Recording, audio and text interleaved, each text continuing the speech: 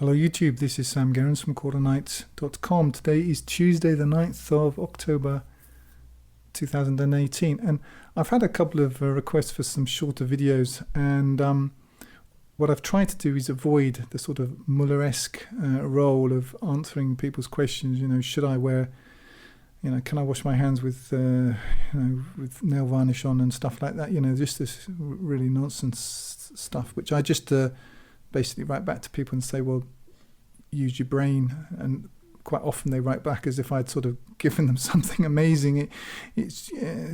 But I have had a few sort of thoughts that I'm going to see if I can summarize quite quickly. I'm just going to keep a note on the time here so we can keep it under 5 or 8 minutes, something like that.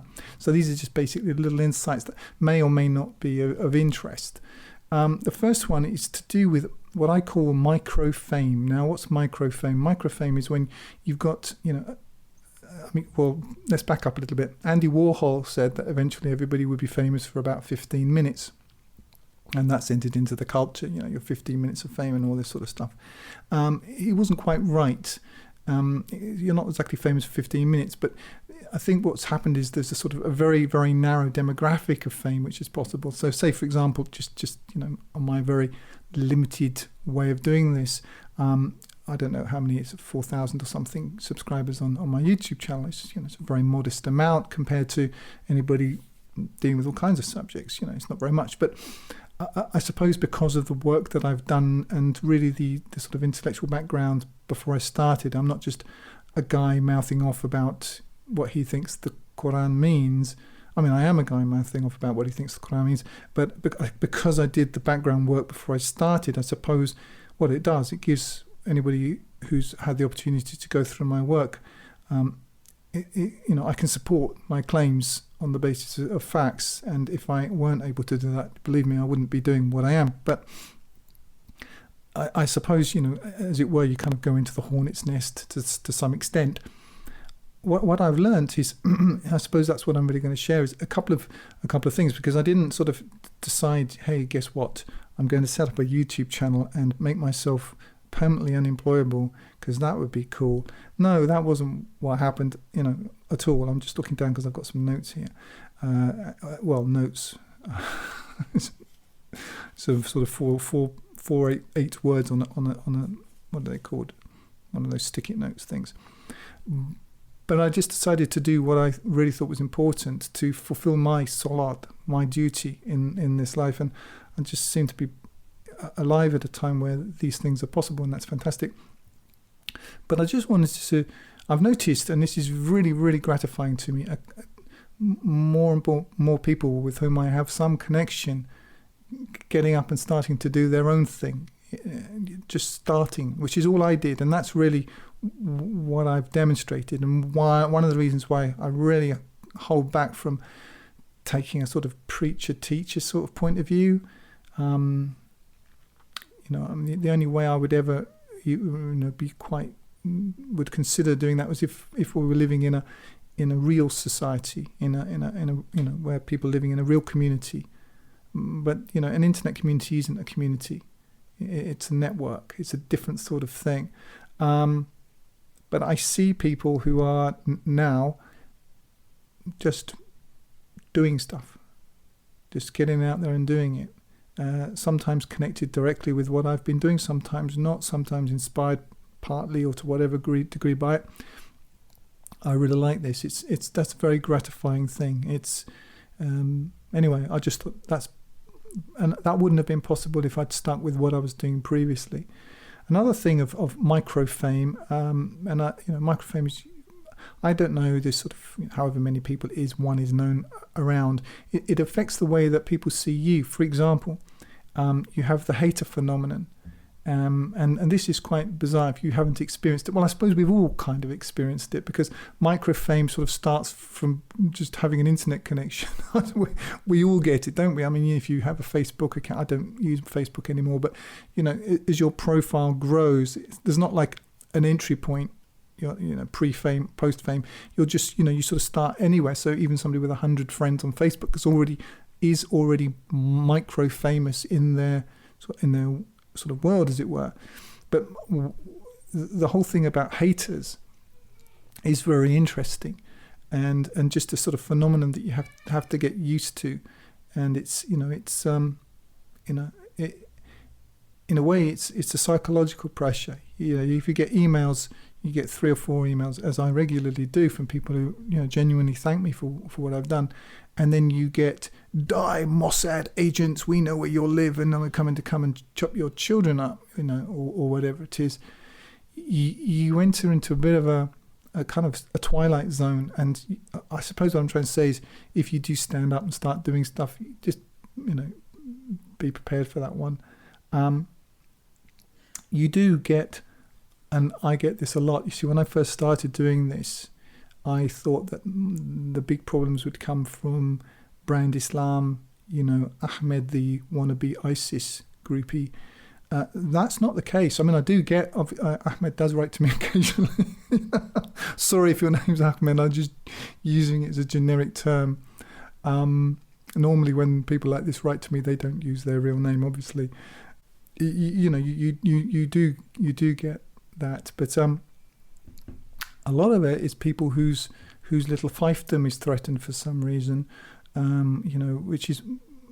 which I wasn't expecting. And I'm not talking here about brand Islam here. I'm talking about other sort of more closer aspects. I didn't expect that, and that's happened. You get the anonymous hero, the writers of wrongs, the people who won't use their entire name, who want to write to you and explain to you why you're doing it all wrong, but they won't do it, or if they're doing something, they won't use their real name. You just have to get used to like ignoring more and more and more. And it's not that, because normally we're brought up, somebody writes you a letter, you kind of have to write back. But I've learned that isn't the case. You don't have to write back. And in fact, you have to be careful who you write back to and all of this stuff, because a lot of people laying traps for you, and you just have to get used to that. This goes with Microfame. So what I'm really trying to do is kind of throwing this out there for people who are deciding to, because I've noticed it's a bit of a trend now, and it's great. A couple of guys that I know, and I feel privileged to call friends. They're going out there and doing stuff, and it's brilliant. And it's we only have this life, right? And you take with you what you take with you. And I consider this the best investment. It's why I'm investing my time, or in this period of my life at least, into this, because I want to, when I reach God, I want to have invested my life the right way, and I'm seeing and coming across people who feel the same, and being approached by people who I see over time. You see, what I do is I build a relationship over time. If I get somebody who writes to me full of enthusiasm once, maybe, but are they still here in 6 months or a year? That's what I'm really looking at. It's not. That's what I look at. I look at consistency. Because enthusiasms, there are many of them, and lots of them are short-lived. But it's it's the small disciplines every day. That's what wins. That's what I've learned, and that's how I did the work that I've done. It was just by putting in the 16, 18-hour days every day for however 3 or 4 years, on top of obviously learning Arabic and all the rest of it. It's just hard work, and most people aren't up for it. So if you meet people who are up for it, they're already kind of like in the top league as far as I'm concerned. And that really brings me on to the good people that you meet, and that's part of Microfame. You do meet good people, and you meet by standing up and speaking out and consistently doing what you do attract to yourself people who you wouldn't meet otherwise, and that's fantastic. So I know that what I'm doing, for example, it isn't for everybody. I understand that, and I would counsel people, especially if you're young, to think carefully before you put your name to stuff. Don't be irresponsible.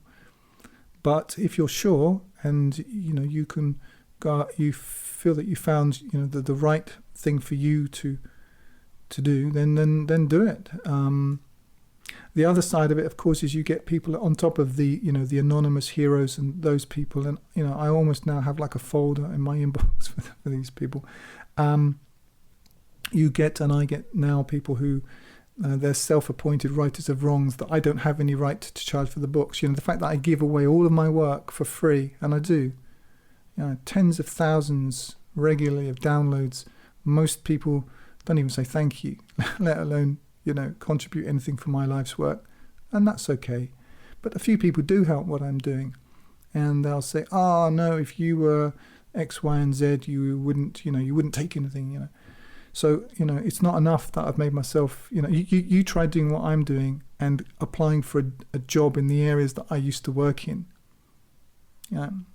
But there you'll find a lot of people who are a great expert in what it is you should and shouldn't be doing, and it doesn't matter what you do or how much you give away everything. I mean, everything that I do, genuinely everything that I produce is available for free.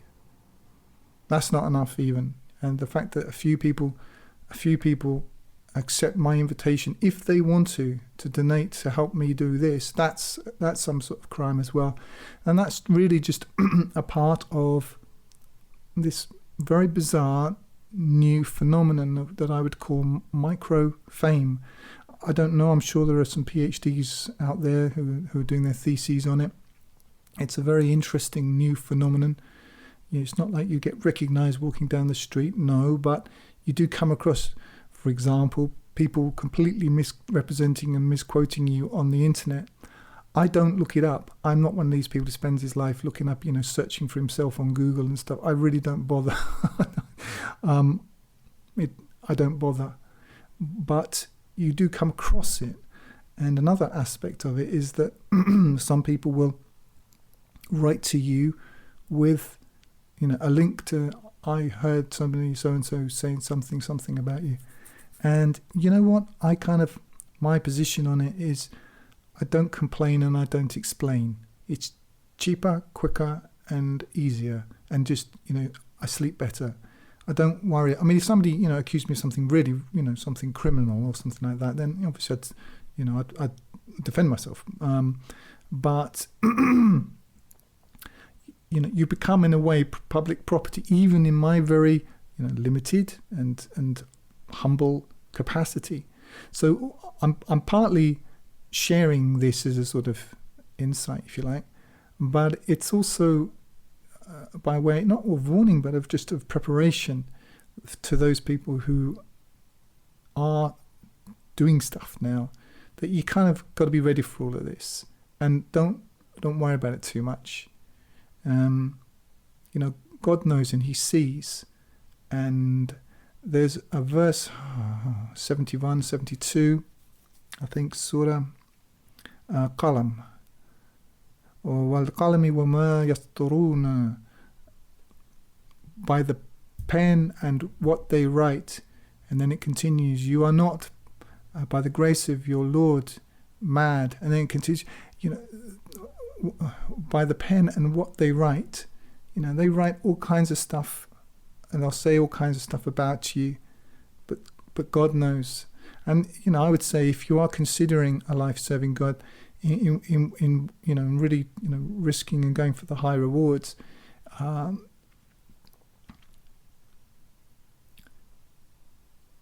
you won't be bored, and there will be big changes, and you can't control the environment.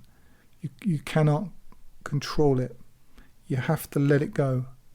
And if you start to read the Qur'an and see what they did to Muhammad, what they continue to do to Muhammad, including those people who claim to follow him, in some very minor way, some very sort of pedestrian, localized, micro way, we're going to get the same sort of stuff. So what I'm trying to say is, it's not a sign of things going wrong.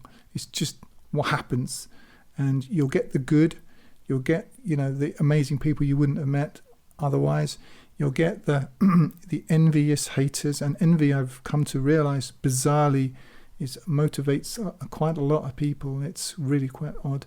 You'll get people who think you're something that you're not, or you're trying to be somebody that you aren't trying to be, or that you just, you're not. And you just kind of have to accept all of that stuff. And but on the upside, at least you're doing it for the right reason. I mean, if you think about people who've got macro fame, people who are genuinely famous in the sort of big, broad sense of the word, most of them are having all of this to serve the shaitan. So that's it. I think this is going to be one of my shortest videos ever. I hope that it is. I just was going to share that for those people who are, really counting the cost of what they want to do with their lives and are making choices. Just so you have some, maybe you can benefit from some of my experience.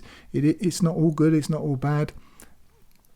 But there will be changes, and so you should just expect them and allow for them, and allow that you can't control everything. And don't try to. Just do what you do well, and let the haters, the talkers, the envious, the talking shop people, let them do what they do.